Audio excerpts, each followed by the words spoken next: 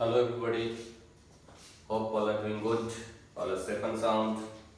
So today we are going to start with, actually we had the first class of electrochemistry we had started, and the first day we had learned about some basic terms, okay. Now one more term, that's also a basic term but maybe it is new for you, that you are going to know, then we are going to go ahead with these things. So that is cell constant. That next term is cell constant. Now what is cell? We don't know it in detail, but at least I used this term cell, that there are two types of cells, electrolytic and electrochemical. Electrolytic cell means where the electric energy is converted into chemical energy, and electrochemical cell is where the chemical energy is converted into the electrical energy. But what is a cell constant? For a particular cell, obviously it has got certain length. We think it as a cylindrical. We think it means it is actually cylindrical. So it has got certain length. So whatever is the length of the cell, that is actually the length of the conductor. Cell is nothing but the conductor. Okay, that's the electronic conductor.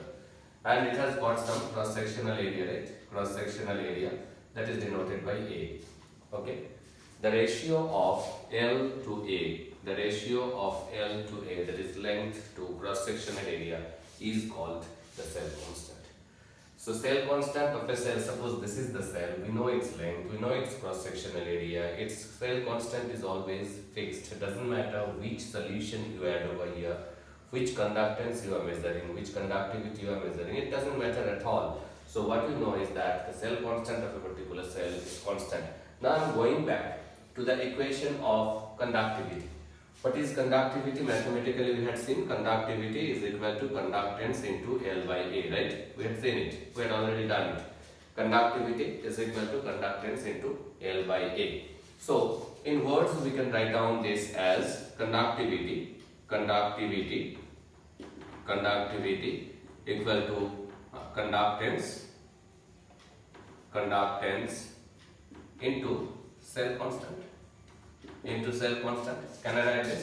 Okay. So what is cell constant? Conductivity by conductance mathematically. And physically, what is cell constant? It's nothing but the ratio of the length of the cell to the cross-sectional area of the cell.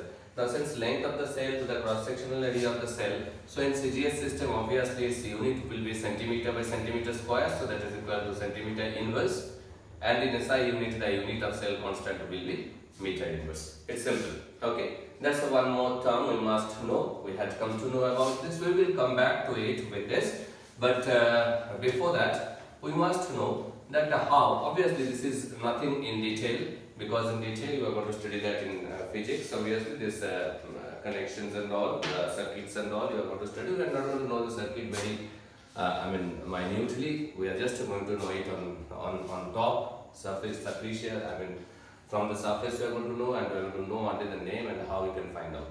Now suppose some cell is given or some conductor is given. Let me say some conductor is given. And I want to measure its conductance. Its conductance has to be measured.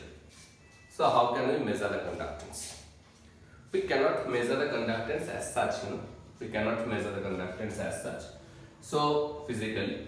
So what we do is that we measure the resistance, and that resistance is converted into the conductance. Earlier days it was used to be converted manually. Now obviously the machines are like that, so that where automatically the resistance is converted into conductance and digitally it comes. And those machines are called conductivity bridge, or we also call them conductometer, okay, or conductance meter, we call them. Clear? That is nothing. Now this particular thing, that to find out the resistance of an unknown conductor, we use a principle, and that principle is called, what we have to know, that much only I am telling. The principle is known as Wheatstone bridge principle. I think physics you will study that in detail.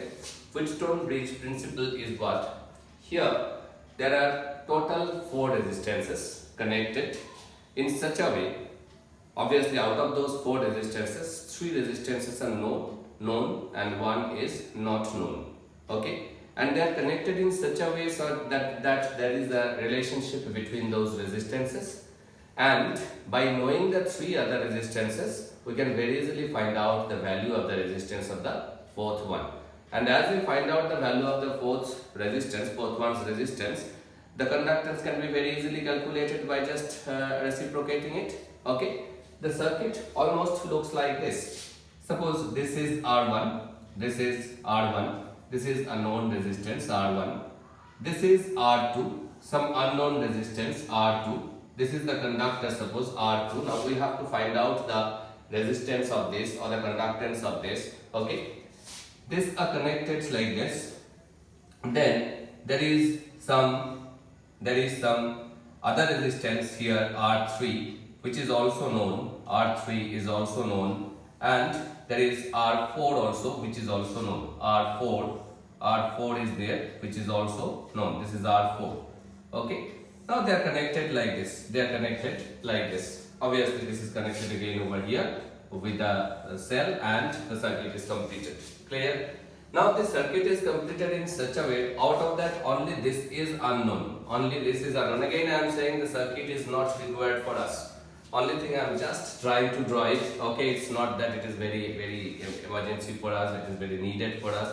All these circuits, more than this, much more than these circuits you are going to learn in physics. So we are not going to know it. So there are 4 resistances connected in such a way so that the relationship between them is R1, R2 is equal to R3, R4 is equal to R3, R4.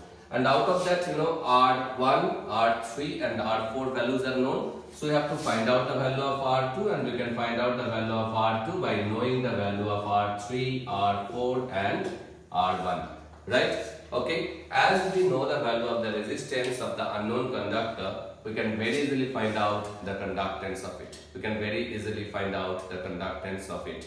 Okay, and that is how we find out the conductance, by using which principle? By using Wheatstone-Bridge principle. Okay, and the instruments that are used to measure the conductance are called conductivity bridge or conductometers, we call them. Okay, and we can very easily find it out. As I told earlier days, first we used to calculate the resistance, then we used to convert it into conductance by manually, but now the machines are already detecting it and giving us the value of the conductance digitally. Okay, fine. So that's all about the conductance, measurement of conductance. Now the next thing we must know is that how can we measure the cell constant of a cell? It's very tough. Cell constant of a cell. Cell constant, how can we measure the value of the cell constant of a cell? It's very tough. Whenever I am talking of an ionic conductor, for the metallic conductor it's fine. Whenever I am talking of the ionic conductor, and obviously cell means it has to be ionic conductor, there are 2 electrodes at the 2 ends, kept at a distance, and in between there are solution, electrolytic solution in it. Okay, then only it is behaving as an ionic conductor.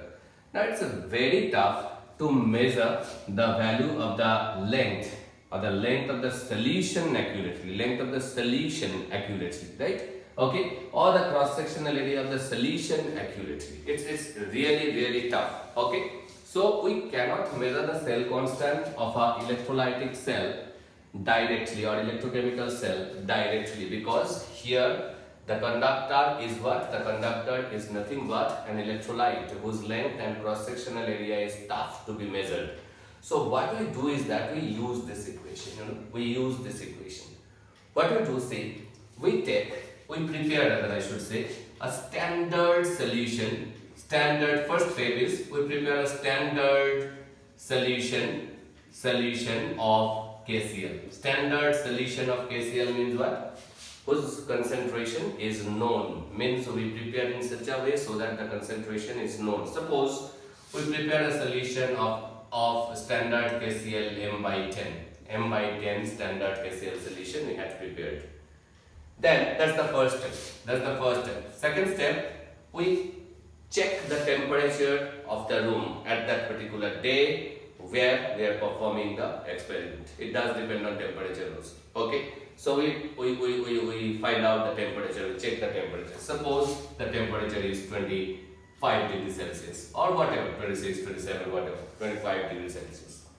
As soon as you know these two, the concentration of the solution and the temperature of the solution, just like your logarithm table, just like your sine table, the dictionary, the periodic table, there is a standard table of conductivity of the value of kappa, where you will get that when the concentration is m/10, when the temperature is 25 degrees Celsius, what is the value of the conductivity? You know the value. How you know the value? Theoretically, from the book itself. Okay, that value is standard value, is known to us. We know the conductivity value of it. So we have prepared a solution m/10, standard KCl solution at 25 degree solution, and its conductivity is known. It's known.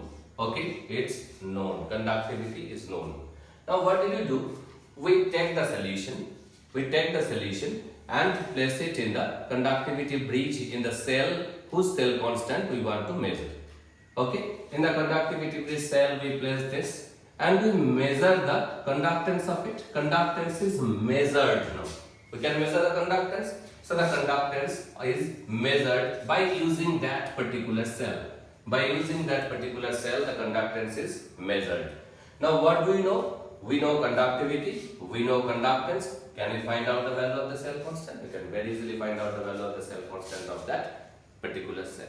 Okay. So how to find out the cell constant of a cell? First, 2 points. First, we prepare the standard solution of potassium chloride at a particular temperature whose conductivity value is known to us. That's first thing. Second, we measure the conductance. We measure the conductance of that solution by using the conductivity bridge. Now, knowing the conductivity and conductance of the solution, we can very easily find out the cell constant of that particular cell. After that, this particular cell you can use for making or for finding any solution. That is what is cell constant, and that is how we calculate the value of cell constant. Fine. So these are the basic terms we had come to know. Now, as I told, the next one we are going to move now to the new things. Already we started moving to the new things, and we are going to move further to the new things. Next one, we are going to know about molar conductivity, mho, and how they are depending on dilution. So, molar conductivity,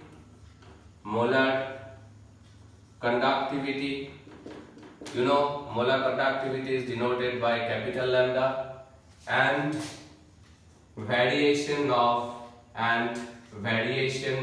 it means variation of molar conductivity with dilution, or you can say with concentration. Just opposite terms, right? If you increase the concentration means the dilution is decreased. If you decrease the concentration means the dilution, more you dilute, less is the concentration. More you dilute the solution, less is the concentration. So if you know that how it is varying with dilution, you know how is it varying with concentration. Now please understand it. Please understand it. Again and again I am saying understand it. Not only molar conductivity, before that we must also see that how the conductivity also varying with the dilution and with the variation of the with the dilution, how this is varying with the dilution of the concentration. Conductivity first. Conductivity. Please understand. What is conductivity? Conductivity is the conductance of an electrolyte having unit length and unit cross-sectional area. We know it. That is physically conductivity is. Suppose I had prepared a solution of anything. Suppose sodium chloride. I had prepared a solution of sodium chloride, and I asked you find out its conductivity. Find out its conductivity, and I had given you a cell whose length is 1 and cross-sectional area is 1 centimeter and centimeter square. So we have a cell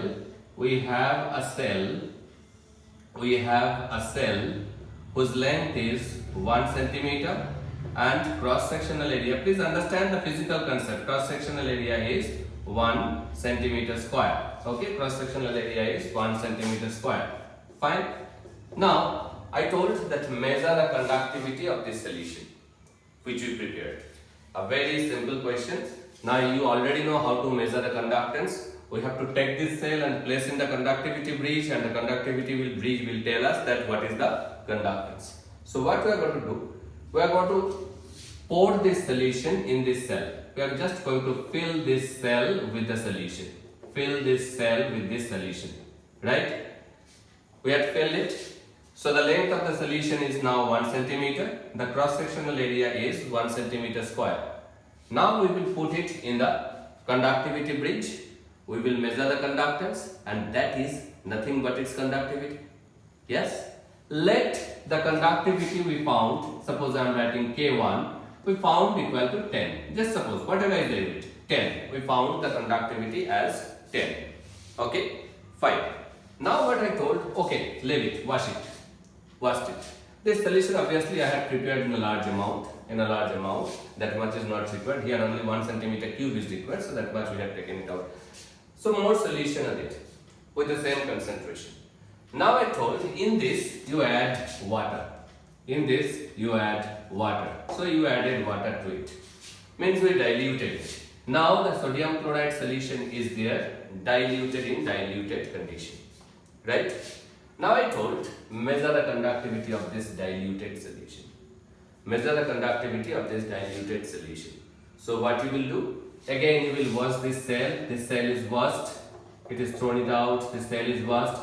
Now this diluted solution, by this diluted solution you fill it up. You fill it up. Yes. As you fill it up, its length is again 1 centimeter and cross-sectional area is 1 centimeter square. So you have to measure the conductance of it. We'll put it in the conductivity bridge.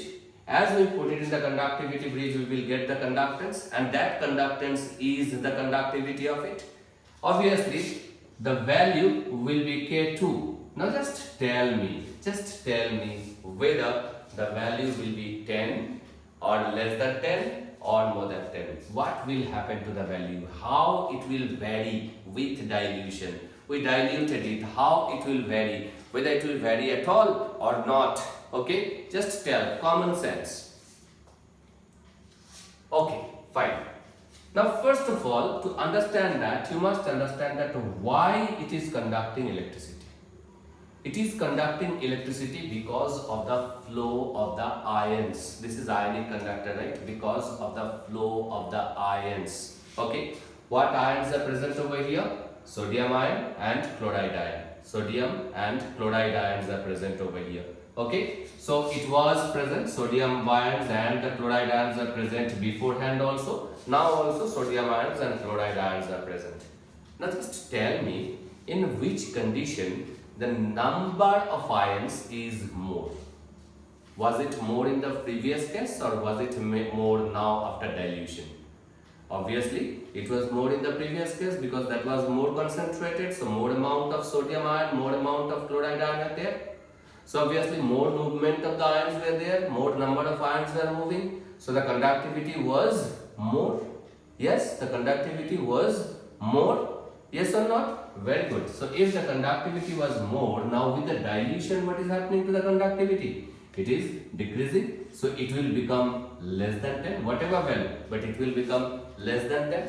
So can I write about conductivity that if we increase the dilution, if we dilute the solution, the value of kappa will decrease.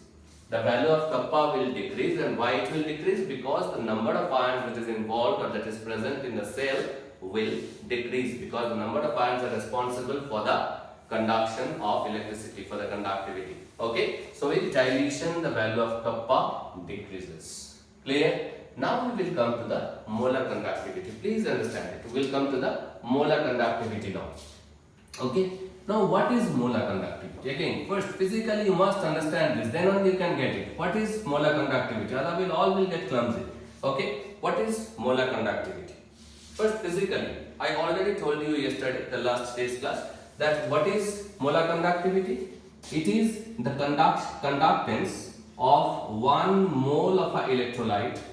1 mole of electrolyte, means here what is there, 1 mole of an electrolyte is there, okay, placed between two electrodes. The cell is such that placed between two electrodes 1 centimeter apart. Here nothing was mentioned about the cross section. What was mentioned? The distance was mentioned, and the amount of the electrolyte that was mentioned. What was the amount of electrolyte? The amount of electrolyte is 1 mole. Suppose now I had prepared a solution of sodium chloride. Again I am telling sodium chloride, where 1 mole of sodium chloride I had taken. Suppose that is 58.5 gram. 1 mole means what? 58.5 gram of sodium chloride. I had made a solution, and the whole solution is dipped in it, and it is filled up. We choose the cell, we had chosen the cell in such a way so that this is completely filled up. So what is the length of the conductor? The length of the conductor is 1 centimeter. Okay. How much solute, how much electrolyte is present in it? The amount of electrolyte that is present in it is 1 mole. Fine.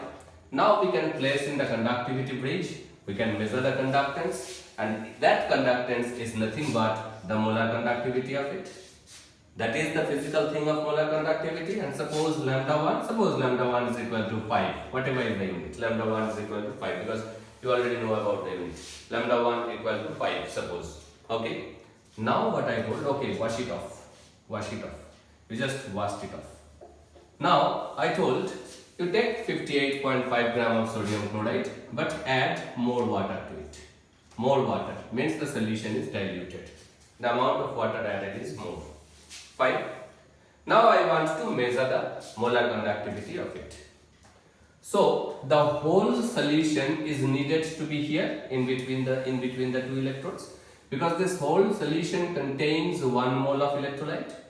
But if you just pour the whole solution, it will overflow, because we have diluted it. Okay. So if it overflows, there won't be 1 mole of it. So how can we overcome that? We can overcome that simply by increasing the cross-sectional area. There is nothing to be told about the cross-sectional area. Distance should be 1 centimeter, and the total number of electrolyte, total mole of electrolyte should be 1 mole. So now if we measure the conductance of this, that will be the molar conductivity of it. That is lambda 2. Did you understand that or not? First you tell me that. So what did we do? We just increased the cross-sectional area. By increasing the cross-sectional area, what did we increase? We increased the volume of the solution.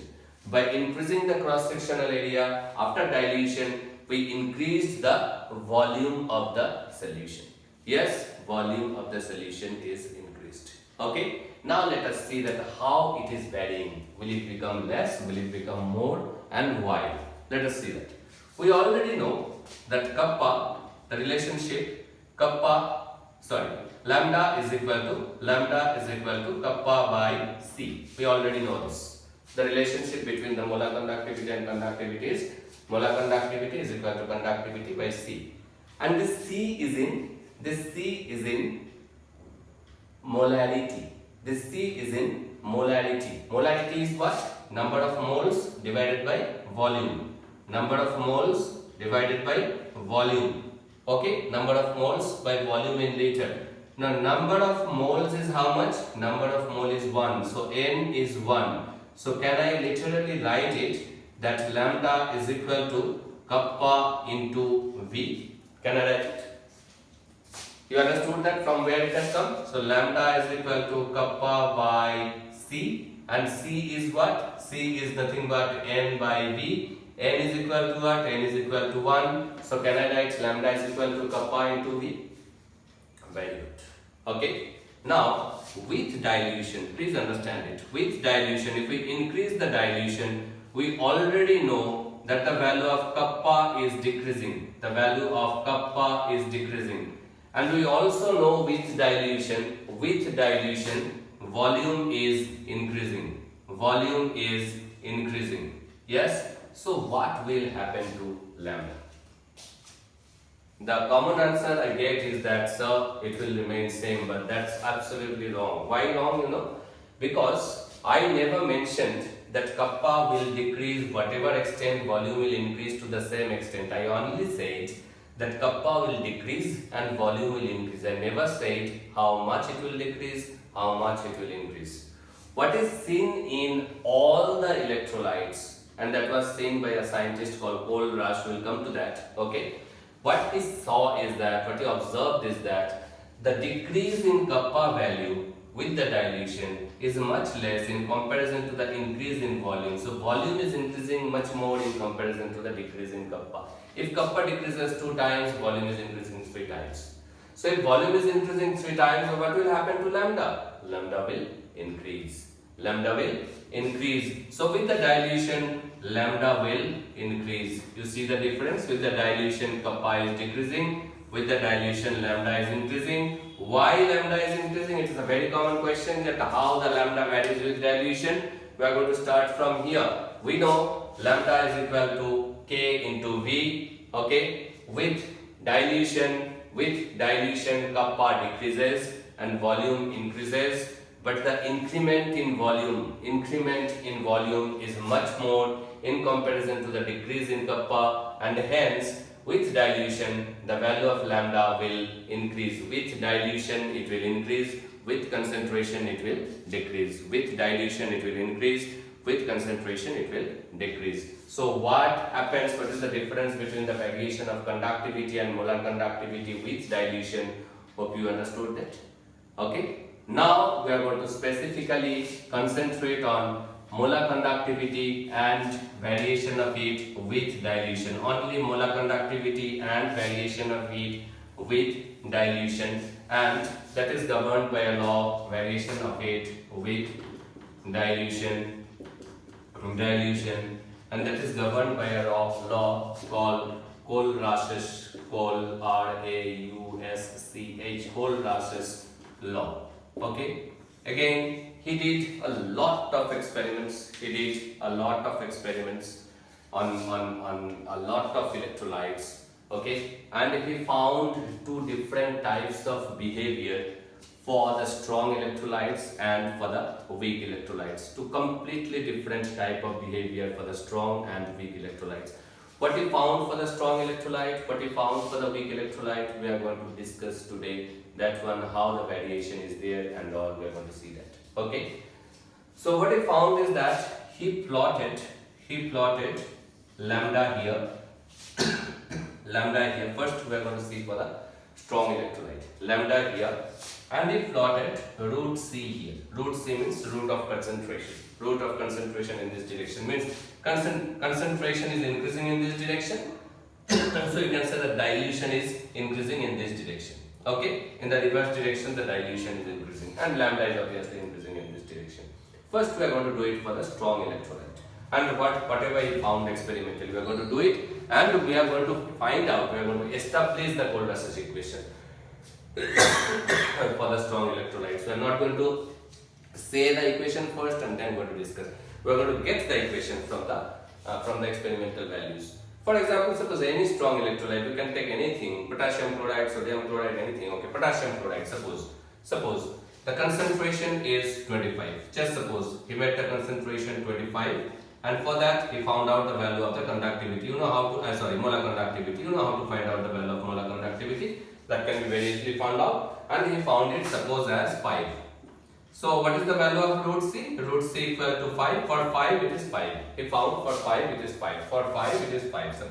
Suppose here is the, for 5 root C, the value of conductivity is 5. Okay. Then he diluted it. Make the concentration 16. Just suppose, for your understanding only I am saying, make the concentration 16 means the concentration is decreased. Concentration is decreased means the dilution is increased. So what is the value of root C? Root C equal to 4. So for 4, what he found is that the molar conductivity, if we dilute it, molar conductivity will increase. So molar conductivity will suppose increase into 6. Suppose 5 to 6 it has become. Okay. So as it is diluted, molar conductivity increases. As it is diluted further, molar conductivity increases. And he observed very nicely, very surprisingly, or very, I should say, uniformly with all the strong electrolytes, that they are increasing uniformly. they are increasing uniformly, means in a straight line. This is the variation of lambda to root c for the strong electrolytes. For the strong electrolytes. Okay. Now why? Now if this is the variation, any strong electrolyte, I just wrote it like this. Now if we try to write down the equation for this curve, can we write down? This is a straight line and the equation for straight line is y is equal to mx plus c. Simple. We will find out. We will, as I told, establish the Kohlrausch's law. Okay. Y is equal to mx plus c.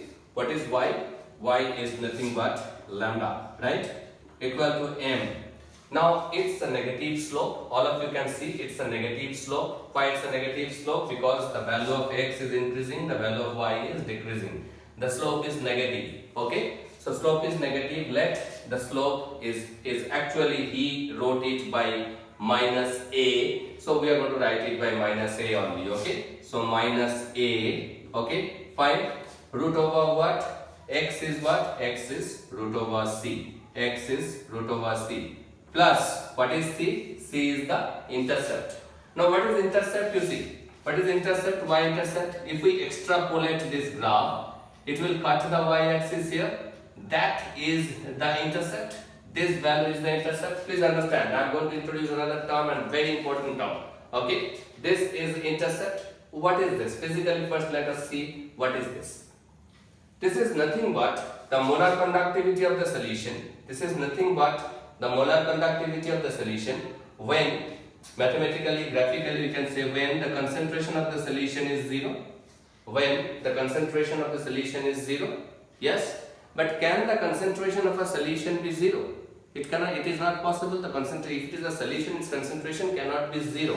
But it can be very, very, very, very dilute. We can say it tends to 0. It is highly dilute, infinitely dilute. The solution is infinitely dilute. At that particular condition, whatever is the value of lambda, that is the intercept, and that we determine or we denote by lambda 0. We denote it by lambda 0. So what is lambda 0? Lambda 0 is known as molar conductivity at infinite dilution. Molar conductivity at infinite dilution, or we also call it limiting molar conductivity. Molar conductivity at infinite dilution, or we also call it limiting molar conductivity. So the intercept is nothing but lambda 0. Yes. So is this the equation? So that equation he wrote it like this: lambda is equal to lambda 0 minus a root c, and that is nothing but Kohlrausch's equation for the strong electrolytes. Okay, Kohlrausch's equation for the strong electrolytes, and from there we can also conclude that if I ask you that calculate the value of lambda 0 for potassium chloride, what you will do? You can take the different concentration of potassium chloride. You can take different concentrations of potassium chloride. You can measure their molar conductivity, and you will get a curve like this. Clear? But from this curve, you cannot say what is the value of lambda 0 directly. What you have to do? You have to extrapolate it. You have to extrapolate it wherever it is cutting the y-axis. That value is nothing but the value of the lambda 0 for case here. So can we find out the value of limiting molar conductivity or molar conductivity at infinite dilution for any strong electrolytes graphically by using Kohlrausch's law? And how can we find it? We can find it just by extrapolating it. Can we do it? Yes. Now let us see how the weak electrolytes are varying. Same he tried with the weak electrolytes. Exactly the same thing he tried with the weak electrolytes. And what he found is that it is also increasing with dilution as it is expected uniformly in the beginning till certain dilution. But after certain dilution, all of a sudden it increases. It increases very steeply after certain dilution and becomes almost parallel to the y-axis. Okay. it is increasing with the dilution, slowly it is increasing with dilution, but after certain dilution, all of a sudden it is jumping very steeply. Okay, the value of lambda is jumping very steeply. Clear? So first question, that is how the variation of the weak electrolyte, and this is the variation of the strong electrolyte. Okay, how strong electrolyte is varying, how weak electrolyte is varying with the dilution, the lambda value of the dilution, how they are varying. Fine. Now the first question I am going to ask is that can we find out the value of lambda 0 of weak electrolyte from the graph? Certainly not. Why not? Because it is never going to meet up the y-axis. This has become parallel to y-axis. So we cannot find out the value of lambda 0. We cannot find out the value of lambda 0 by extrapolating it. If we extrapolate it, it is never going to meet the y-axis. First thing. So how can we find out? That obviously I am not going to explain today, I am going to explain it next day, but you must understand that why the variation is like this. Okay, first point about weak electrolyte, we cannot find out the value of lambda 0 of it directly, lambda 0 of it cannot be found directly, whereas for the strong electrolyte, lambda 0 can be found directly by graph, by extrapolating it. Okay, second, why this variation is like this? I am just taking an example. Suppose the CH3COH and weak electrolyte CH3COH. Suppose 70% of it is dissociated. Since it is weak, obviously partially it will be dissociated. 70%, suppose I have taken 100 of CH3COH, and out of that 100, suppose 70 is dissociated when this is the concentration. 70 are dissociated. So 70 H positive ion are there, 70 CH3COO negative ions are there. As we dilute it, the number of dissociation increases. 70 says 71, it has become 71 to 72. So number of ions are increasing, so conductivity is increasing also, slowly but slowly it is increasing. Okay, after certain dilution, all of a sudden, suppose 70 to 80, it increases like that, very uniformly, 70 to 80. Okay, but after certain dilution, this 80 will suddenly become 99. Means now it will start behaving like a strong electrolyte. Okay, all of a sudden it is behaving like a strong electrolyte, and hence the graph jumps, hence the curve jumps very steep. Okay, that is a peculiar behavior of the weak electrolytes, that after certain dilution they all behave like a strong electrolyte. Okay, and hence we cannot find out the value of lambda 0 for the weak electrolytes by extrapolating it from the cold rushes, and we cannot get an equation for this also. We cannot get an equation for this. This equation is only for what? This equation is only for the strong electrolytes. This cold rushes equation is only for the strong electrolytes. So hope you understood this variation. So I'll just very quickly recap today's class, and then we'll end today's class. First of all, we talked about cell constant. What is cell constant? You understood? It's the ratio of length to cross-sectional area of the cell. And obviously that is fixed for a particular cell, and we cannot measure it directly. We have to measure it indirectly by measuring the conductance and knowing the conductivity of a standard solution. Conductance is measured by using the Wheatstone-Bridge principle, by using the Wheatstone-Bridge principle. Yes, where four resistances are connected in such a way so that one is unknown resistance and three of them are known resistance, and we can very easily find it out. Okay, by Wheatstone-Bridge principle. Okay, and what is the standard solution used for measuring the cell constant? The standard solution of potassium chloride at different temperatures. The plot is there, the values are there given, and the standard values are there, and from those standard values we can find out the cell constant. Okay. Thirdly, what did we study? We studied that how molar conductivity and the conductivity varies with dilution. First, conductivity variation. If we increase the dilution, the conductivity decreases, you know. Why conductivity decreases? Because the number of ions decreases. Since the number of ions decreases, obviously the conductivity will decrease. And what happens to molar conductivity? We know molar conductivity is equal to kappa into volume. With dilution, kappa decreases, but volume increases. Increment in volume is much more in comparison to the decrease in kappa, and hence with the dilution the molar conductivity will increase, and we saw that the molar conductivity is increasing. Okay, now their variation, how they are varying, how the molar conductivity is varying for the two different electrolytes. We have seen that for the strong electrolytes it is varying very uniformly, it is increasing with dilution very uniformly, but for the weak electrolytes it is not. That is why for the strong electrolytes we can find out the lambda 0 value, very important term. Lambda 0 means limiting molar conductivity or molar conductivity at infinite dilution. We can very easily get it by extrapolating the curve.